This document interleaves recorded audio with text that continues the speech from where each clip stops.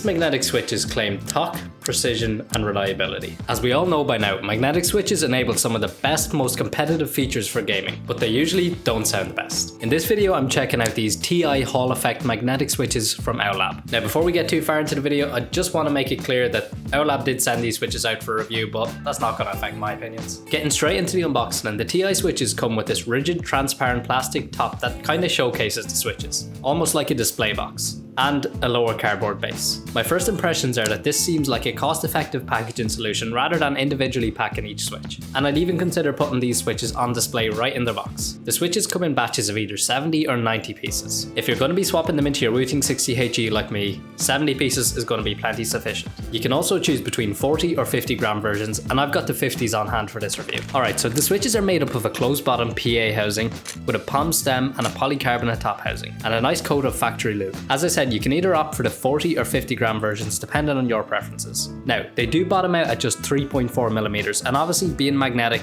you're going to be able to set that actuation anywhere along that range. I think it was a good move adding an LED diffuser here as well, given most gaming keyboards are going to be having that flashy RGB. In terms of type and feel, I found these to be really smooth, which is something you don't really get to say for a lot of HE switches. I was really pleasantly surprised by how full each keystroke felt. It feels like another step forward in bridging the gap between traditional switches and HE in terms of how enjoyable they are to type on outside of their immediate use case being gaming. I've got the 50s, and I suppose it's hard enough to give a recommendation based on something so subjective as operating force, but I definitely recommend this variant. For sound profile, I was actually really impressed by the TIs. They've got a crisp clack, and as I mentioned, with a full feeling. In my opinion, I don't actually think they scream Hall Effect switch at all, really. I've got the DT60 here, which is a case adaptation for the Wooting 60HE, but I'll also be providing a sound test in the stock plastic case as well as the first party Alamaze case from Wooting.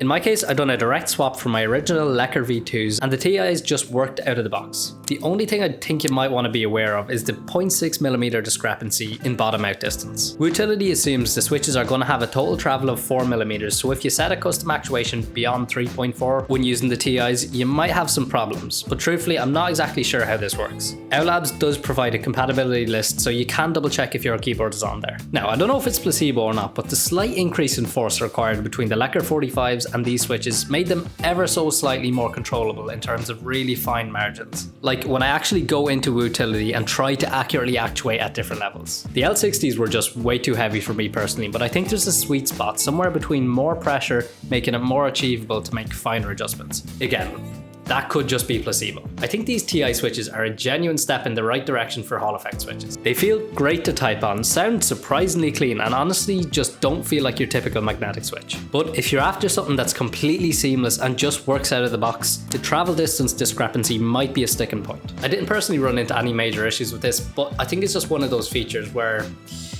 you might just want a more seamless integration. Still, if you're already deep in the HE space and open to something a bit different, I think these are absolutely worth trying. That wraps up my review of these Ti switches. A magnetic switch that provide a really smooth, crisp clack. Might these make it into your next keyboard? Let me know in the comments. I hope you enjoyed the video. If you did, consider dropping a like and subscribing because your support is greatly appreciated and free to do. Another huge thanks to Owlab for providing these Ti switches for review.